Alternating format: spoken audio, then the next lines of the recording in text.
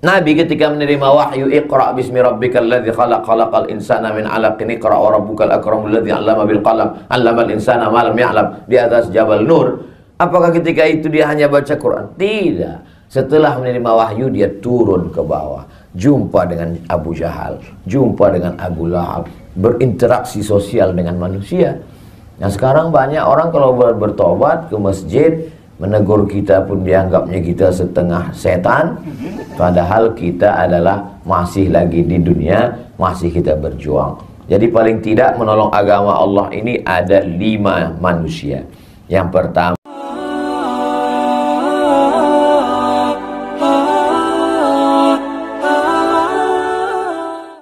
Innallaha idza ahabba 'abdan ista'malahu. Kalau Allah suka kepada seorang hamba, maka hamba itu dipakainya, digunakannya. Kita kalau suka sama baju, baju itu kita pakai, kita gunakan. Suka kita sama cincin, cincin itu kita pakai. Kalau Allah suka sama hamba itu dipakainya untuk menolong agamanya. Nah, jadi mudah-mudahan kita termasuk yang dipakai Allah untuk menolong agamanya. Jadi ada beberapa kekeliruan orang, termasuk orang-orang tua pun keliru. Ustadz, bagaimana cara berangkat ke Mesir? Kata beberapa jamaah. Ya saya bilang, tamat pondok, ikut tes, urus paspor, bisa berangkat. Yang mau berangkat nih siapa Pak? Anak saya. Anaknya mau? Enggak. Kalau gitu bapak aja yang berangkat. Jadi banyak orang tua menganggap menolong agama ini mesti jadi ustadz tamat Al-Azhar Mesir. Padahal kalau anaknya tidak punya kemauan, dia tidak akan pulang menolong agama. Justru pulang itu dia tidak jadi Nabi Musa, dia jadi Fir'aun. Kalau tak percaya sama saya, tanya sama Ustaz Iskandar. Jadi pakailah apapun yang sudah ditempatkan Allah kita di dunia ini, pakai dia untuk menolong agama Allah. Buktinya tadi malam acara besar bisa terwujud, itu bukan karena Ustaz Abdul Somad, tapi karena orang-orang yang dipakai Allah dengan jabatannya masing-masing. Nah, jadi disitulah nampak hebatnya kalau kita berjamaah bersama-sama. Jadi saya sudah berjanji lama dengan saya, Ustadz Kemas Ali, Habib Mahdi, dengan Pak, saya selalu lupa nama Pak Gubernur 2017-2022, Pak Rizaldi. Kami berjanji di tepi pantai, di tepi atas hotel melihat ke bawah laut, nanti kita sama Habib Mahdi. Ya, tapi kalau tidak bersama-sama kita tak terwujud. Maka dalam ayat yang saya baca di rakaat pertama tadi, wa'tasimu bihablillahi jami'an, bersama-samalah kamu dalam agama Allah ini jami'an. Tapi di ujungnya tidak koma, sebelum wakaf ada koma, belum titik. Wala tafarraqu, jangan berpecah belah. Kenapa? Karena bersatu dalam acara itu susah, menyatukan orang itu susah. Tapi yang lebih susah lagi adalah setelah bersatu tetap menjaga persatuan. Nah, itu lebih susah. Karena ada gesekan-gesekan. Pepatah orang Melayu mengatakan telur ayam disangka lagi bersentuh. Apalagi hati manusia. Hati manusia itu bergeser. Makanya saya seringkali mengatakan, alat telekomunikasi sekarang canggih, tapi justru alat itulah yang merusak hati kita. Berapa banyak persaudaraan kita rusak gara-gara grup WhatsApp. Kenapa? Karena kata-kata itu tidak ada intonasinya. Entah dia mengamuk, entah dia memuji, kita tak tahu. Kata-kata itu tidak bisa membedakan teks dengan konteks. Jadi kalau kita tulis satu kata, setiap orang punya interpretasi yang berbeda dengan kata itu. Berapa banyak orang di grup itu sepertinya garang harimau yang akan menerkam. Pas kita jumpa macam kucing kena hujan. Jadi memang menyatukan manusia ini berbeda. Di mana kita bisa ketemu? kita bertemu pada satu titik. Titiknya namanya mukhlishina lahuddin, ikhlas. Kalau semuanya karena Allah, maka tidak akan lelah. Lelahku lillah. Boleh untuk ditulis untuk baju kaos, tapi jangan dibawa sholat tarawih. Jadi tengok orang di belakang senyum dia. Kalau kita sudah disatukan Allah dalam agama ini, maka dengan segalanya, Pak PJ dengan kekuasaannya, Ustadz dengan ilmunya, ada hamba Allah yang dulu pernah mengurus grup band jadi mengurus Ustadz. Tak boleh sebut nama, menjaga kode etik. Itu kan mirip-mirip semua. Ngurus pentas, ngurus sound, ngurus pengawalan, ngurus ketertiban penonton. Bedanya, yang dulu penonton sekarang disebut jamaah. Yang dulu yang tampil itu membawakan lagu-lagu setan, sekarang membawakan sholawat, tausiah. Itu aja, tapi entertainnya sama. Ilmunya itulah yang dibawa menolong agama ini. Jadi kalau ada orang-orang yang dulu punya kemampuan show, entertain, lalu kemudian setelah dia taubat ditinggalkannya semua.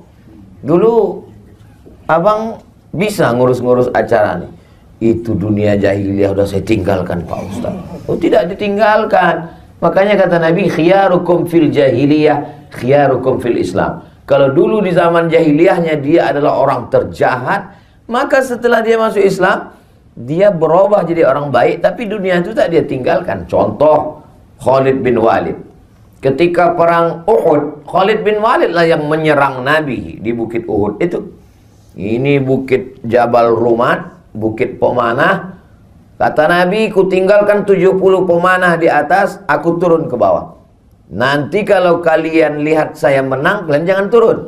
Kalau kalian lihat saya kalah, kalian pun jangan turun. Kalian konsen di atas. Saya setelah pakai cincin satam ini mau begini aja tangan saya.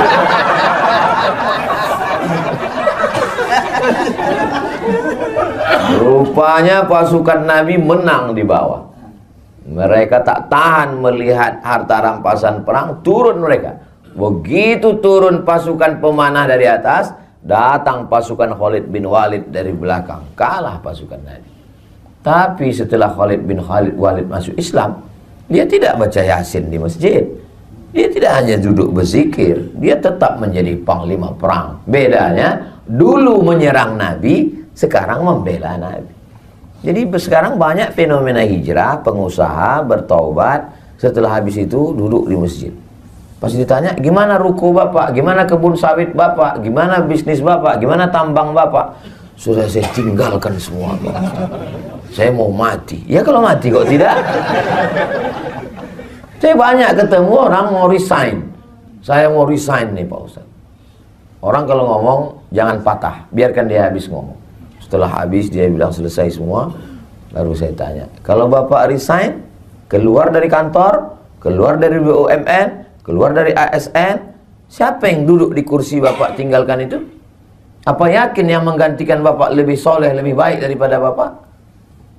Enggak ada Pak Ustaz, setengah setan yang menggantikan. Berarti bapak membiarkan amanah ini diambil orang. Iya Pak Ustaz, tapi saya tak tahan duit-duit haram ini. Kasih ke saya. Jadi banyak orang berpikir yang dipikirkannya dirinya aja sendiri. Padahal kalau segenggam kekuasaan itu di tangannya, banyak yang bisa dia lakukan. Jadi kalau ada orang berpikir yang penting saya sholat subuh, yang penting saya puasa Senin Kamis, yang penting saya tahajud malam, yang penting saya berzikir. Kalau begitulah cara berpikir, takkan merdeka Palestina oleh Salahuddin Al-Ayyubi. Tidak akan menang umat Islam melawan Konstantin oleh Muhammad Al-Fatih. Takkan menang Islam berkuasa di Spanyol oleh menjebol Selat Gibraltar oleh Jabal Tariq. Kenapa? Egois, berpikir diri sendiri. Nabi ketika menerima wahyu, Iqra bismi rabbikal ladzi khalaq, khalaqal insana min 'alaqin, Iqra wa rabbukal akramul ladzi 'allama bil qalam, 'allamal insana ma lam ya'lam, di atas Jabal Nur. Apakah ketika itu dia hanya baca Quran? Tidak. Setelah menerima wahyu dia turun ke bawah, jumpa dengan Abu Jahal, jumpa dengan Abu Lahab, berinteraksi sosial dengan manusia. Nah sekarang banyak orang kalau bertobat ke masjid, menegur kita pun dianggapnya kita setengah setan. Padahal kita adalah masih lagi di dunia, masih kita berjuang. Jadi paling tidak menolong agama Allah ini ada 5 manusia. Yang pertama adalah orang yang bisa menggunakan telunjuknya. Kalau ditunjuknya jalan berlubang, langsung licin beraspal. Kalau ditunjuknya acara, langsung jadi. Beda sama saya. Saya tunjuk beberapa jalan sampai sekarang belum beraspal. Karena saya tak ada kekuasaan. Orang-orang yang punya kekuasaan ini dipakai untuk menolong agama Allah luar biasa. Tunjuk jalan, berdiri pondok pesantren. Tunjuk lagi tanah, berdiri Islamic Center. Tunjuk lagi, berdiri tahfiz Quran. Tunjuk lagi, keluar perda, perbub, pergub, madrasah diniyah. Tunjuk lagi, berdirilah lembaga-lembaga, Badan Amil Zakat Nasional, Bank Muamalat, LPTQ, Lembaga Pengembangan Tilawatil Quran, Badan Wakaf Indonesia. Itu kan atas persetujuan telunjuk. Itu tak selesai dengan ceramah. Itu tidak selesai dengan tabligh akbar. Tabligh akbar itu hanya permulaan start untuk berbuat. Kenapa? Opini publik dipengaruhi dengan tabligh akbar. Betapa dulu terjadi perubahan. Dulu masih saya ingat tahun-tahun 90-an, zaman saya SMP. Itu dulu anggota dewan kalau mau kampanye ngundang penyanyi dangdut. Sekarang terjadi perubahan, ustadz ceramah. Terlepas dari plus minusnya, bahwa terjadi ada perubahan opini publik. Apa maknanya? Publik sudah berubah. Akibat apa itu? Banyaknya tabligh akbar, pengajian. Maka orang-orang yang punya telunjuk, maka di ujung telunjuknya bisa dipakai untuk menolong agama Allah Subhanahu wa ta'ala. Jadi saya subuh ini semangat nih karena banyak orang yang bertelunjuk yang bisa pakai. Nah, tapi kalau udah di depan saya orang-orang yang pensiun, pernah saya diundang ke acara.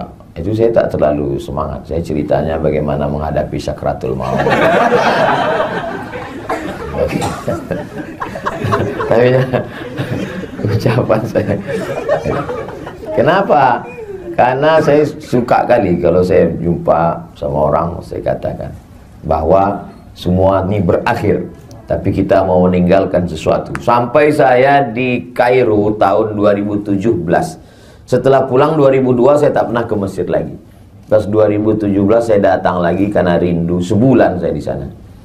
Diundanglah sama KMM, Kesepakatan Mahasiswa Minangkabau. Bagus sekali rumahnya, 3 lantai. Di bawah tuh basement, lantai 1, lantai 2, lantai 3, atap lapang. Kanan, kiri, kamar, besar rumah, bisa berkumpul. Saya bilang, bagus sekali rumah kalian ini. Ini Pak Gubernur kami yang belikan Pak Ustaz. Udah berhenti dia dengan 1 tanda tangan. Mengalir berapa banyak orang yang akan belajar sampai hari kiamat hanya dengan 1 tanda tangan. Lalu kemudian saya jumpa dengan beberapa sahabat-sahabat yang dekat. Saya bilang, bagusnya Pak, kalau kita tidak ulama tapi kita bisa dapat amal jariah, Bapak kirimlah ini anak-anak yang tercerdas, terpintar, buat tes, berangkatkan. Kemarin datang dia ke rumah menyambut bulan puasa. Alhamdulillah Ustaz Somad, sudah kita kirim 10 ke Mesir. Masya Allah. Makannya Pak, saya tanggung. Saya cemas juga dikirimnya meninggal orang. Nah, apa makan dia di Mesir kan? Kami tanggung Pak Ustaz. Ongkos pulangnya Pak, kami tanggung. Lapang saya. Apa untungnya sama Ustaz? Tak ada untung, tak ada. Anak kemanakan saya masuk di situ, keluarga saya tak ada. Tapi membalaskan sakit hati saya dulu. Karena saya dulu berangkat tak ditanggung Pemda. Sakit hati saya. Berangkat tak ditanggung, beasiswa tak dikasih, pulang berangkat tak diantar, pulang tak dijemput. Macam Ustadz hantu. Maka di mana-mana selalu saya pesankan itu supaya apa? Membalaskan sakit hati saya. Bapak udah kirim, iya. Tahun berapa sekarang anak itu? Tahun 1. Berarti Bapak punya kesempatan 3 tahun lagi, Pak. Apa itu Pak Ustadz? Bebaskan tanah, buat masjid, Islamic Center, TK Quran, SD Quran, SMP Quran, SMA Quran, Sehingga nanti selama 3 tahun ini bapak bangun, anak-anak tuh pulang, diikat dia. Karena kalau tidak diikat, waktu turun dia di Jakarta, nikah dia sama orang Jakarta. Udahlah kita habis APBD nyekolahkan dia, tiba-tiba dia tidak memberikan kontribusi, buat dia kontraknya. Ya betul Pak Ustadz, jadi 3 tahun ini kita buat. Iya, itu pun juga membalaskan sakit hati saya. Karena dulu waktu saya pulang tak tahu mau jadi apa. Nah, jadi luar biasa. Alhamdulillah para asatiz adik-adik kelas saya, ini adik-adik kelas saya, Pak Kabak Kesra 2003 berangkat, saya 2002 sudah pulang. Nah, jadi banyak orang menduga saya ini masih muda, padahal saya ini udah tua. Ustadz Iskandar 2011 dia baru berangkat, pulang 2011. Saya 2002, berarti beda 11 tahun. 2011 beda 9 tahun. Tua juga saya sudah. Nah, artinya bahwa ada sesuatu yang kita lakukan. Lalu kemudian kalau telunjuk orang yang punya kekuasaan, lalu kemudian ada yang selalu diletakkan perhiasan. Nah, itulah dia, selalu perhiasan itu diletakkan di jari manis. Ini anak muda. Anak-anak muda ini mesti kita kelola. Jadi tadi malam itu, kenapa Ustaz Somad kalau tausiah itu, kalau subuh biasanya di masjid atau di ruang tertutup. Tapi kalau malam itu kita memang pilih tablik akbar. Itu sebenarnya kita untuk menggarap anak muda. Karena ada beberapa anak muda dia belum mau ke masjid, dia mau dengar di pinggir-pinggir tanah lapang. Dia masih trauma ke masjid ini. Ke masjid pertama sendal hilang. Ke masjid kedua helm hilang. Ke masjid ketiga kawan yang sama-sama itu meninggal. Nah, itu jadi nama penyakitnya masjid traumatic syndrome. Nah, jadi orang-orang begini ini mesti dijinakkan lagi dengan tanah lapang. Jadi berawal dari tanah lapang, lama-lama ujungnya juga ke masjid. Bukan berarti hanya berhenti di tanah lapang, enggak. Jadi yang tadi malam itu kita tidak euforia sesaat, kita ikut bahagia, kita ikut senang, tapi puncaknya adalah bagaimana masjid-masjid kita. Jadi harus ada terus berkesinambungan. Ibarat macam menangkap ikan. Jadi saya sudah menghalau ikan ini dari sini, ada ustadz di sana yang menunggu. Makanya Ustadz Kurnia pun menunggu ikan ini sekarang. Terserahlah entah ikan apa yang datang. Siapkan memanglah jalannya. Entah ikan paus, entah ikan hiu, entah ikan lumba-lumba, asal jangan ikan piranha aja lah. Artinya apa? Kita bekerja sama. Makanya selalu saya katakan, masukkan anak ke pesantren, masukkan anak ke pendidikan yang dikelola para habaib, para kiai kita, masukkan ke madrasah. Itu dalam rangka menghalau ini. Baru setelah itu nanti mereka akan bertanya, di mana kami daftarkan anak kami Pak Ustadz? Bermunculan iklan, daftarkan anak Anda segera, hubungi nomor kontak berikut ini. Ingat, kuota terbatas. Nanti beberapa hari lagi keluarlah iklannya itu. Itu dalam rangka apa? Karena pemuda ini kalau tidak kita garap, digarap aliran sekuler, komunis, ateis, agnostik, liberal, macam-macam di medsos itu. Tadi waktu habis sahur tadi, saya baru aja mengirim web yang diisi oleh orang-orang ateis. Jadi isinya itu ngejek agama aja. Sampai yang di atas itu ditulisnya, kalau memang Tuhan itu ada, kenapa dia menegur saya melalui mulut kamu? Itu kan memandang. Tapi dia pakai fake account semua. Nah, itu saya kirimkan ke kawan-kawan supaya jangan terlalu sibuk berkelahi antara sesama kita, sementara ini kita diamkan. Nah, ini saya artinya anak muda ini mesti kita garap. Lalu kemudian ada telunjuk yang punya kekuasaan, ada anak muda di tengah ini. Inilah dia ulama. Ulama selalu di tengah, selalu menengahi, selalu membersamai. Tak miring ke kanan, tak miring ke kiri, selalu bersama, mengayomi, melindungi, tempat bertanya, fas'alu ahla dzikri in kuntum la ta'lamun. Tapi tidak mesti kita. Ustadz, itu kemarin yang jadi ketua pengurus masjid adalah fulan. Oh, sahabat saya, kawan saya, adik kelas saya, senior saya, kakak kelas saya. Bersama-sama kita. Jadi orang melihat kita. Kalau saya salah, yang disalahkan orang bukan Abdul Somad, yang disalahkan Al-Azhar. Yang disalahkan orang adalah semua kena. Ustadz Iskandar kena, Ustadz Kurnia pun kena. Itu kan kakak kelas kau itu kan, kata dia.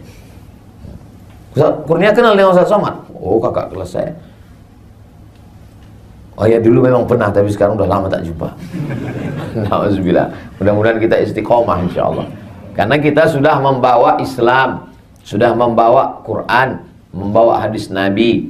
Jadi tidak hanya sekedar membawa personal nama kita. Saya dikasih tahu tadi sampai 5.30, setengah 6. Terasa juga dia jam sudah dekat.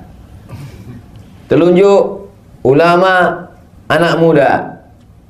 Kelingking ini jangan disepelekan. Walaupun dia kecil, kalau tak ada dia cemana mengorek upil. Kalau tak ada dia cemana mengorek telinga. Gatal lubang telinga kita. Takkan mungkin pakai jempol. Besar betul lah lubang telinga. Artinya apa? Memang ada orang-orang kecil, tapi jangan lupa, boleh jadi azab Allah itu tidak turun karena yang kecil-kecil ini. Orang kecil itu lebih ikhlas.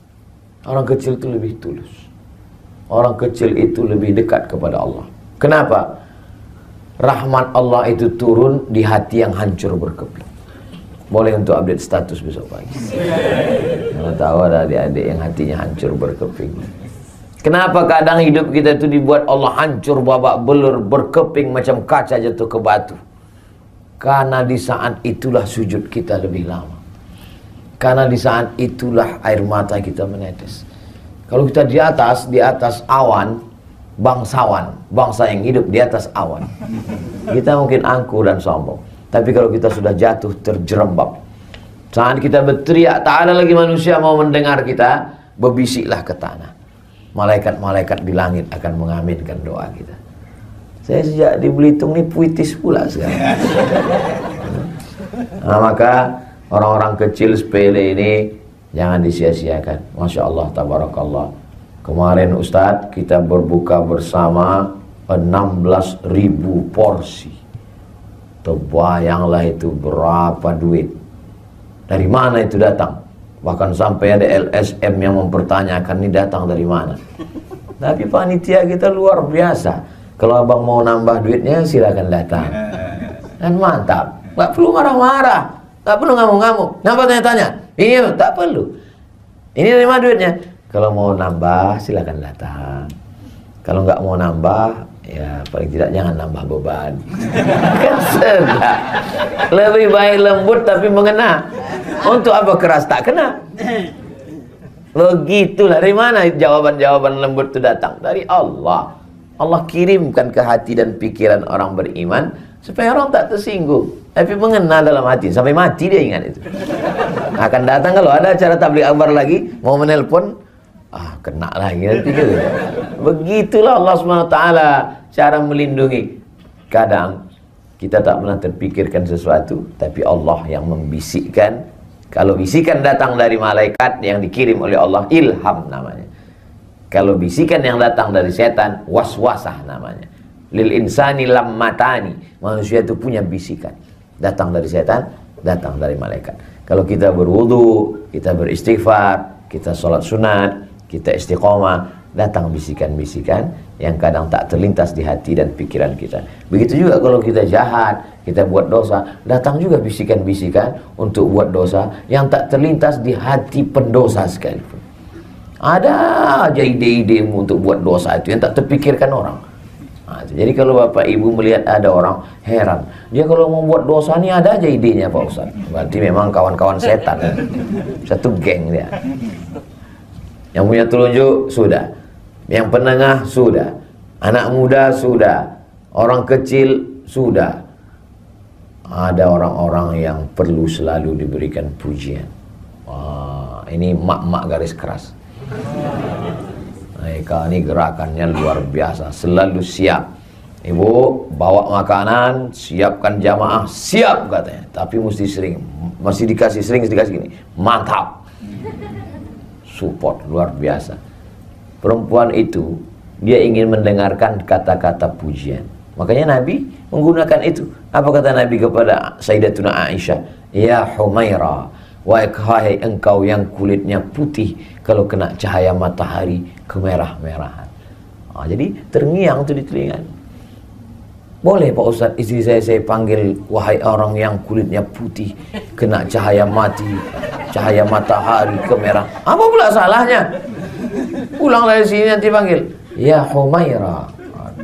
Tapi kalau bisa sesudah berbuka. Kalau jam 2, jam 1 ya Humaira, kau ngejek aku ya, kata dia. Janganlah terlalu jujur. Ini terlalu jujur balik, ya Hajar Aswad. Ngamuk lah dia.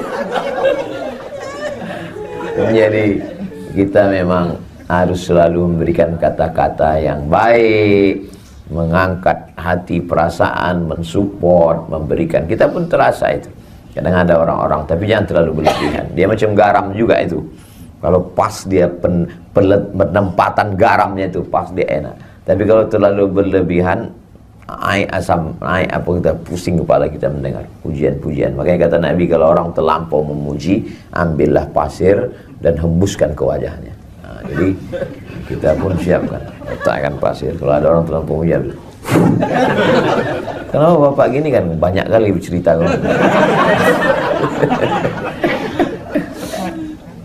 Saya mohon maaf, duduk di atas ini bukan kemauan saya. Ustadz Kurnia yang ngasih kursi. Begitulah sibuknya kemarin orang mencari kursi. Saya dikasih pula kursi. Nah, kenapa saya dudukkan di sini? Biar sejajar sama kamera. Nah, ini saya jelaskan supaya jangan ada dusta di antara kita. Nah, setelah pertemuan ini kita tidak berpisah, karena kita akan selalu bersama dalam doa. Tak putus doa saya untuk Pak PJ beserta Ibu, Pak Ezaldi beserta Ibu, untuk Pak Sekda beserta Ibu, untuk seluruh Belitung saudara-saudara saya dalam La ilaha illallah Muhammad Rasulullah SAW. Mudah-mudahan Allah menjaga bapak-bapak ini semua. Allah menjaga Belitung, Allah menjaga saudara-saudara kita sebangsa setanah air, dijadikan Allah negeri ini baldatun thayyibatun wa rabbun ghafur. Keluarga kita sakinah mawaddah warahmah, anak-anak kita soleh dan solehah, istiqomah kita sampai mati dalam la ilaha illallah. Ala hazihi niyah, untuk niat yang baik ini. Al-Fatihah.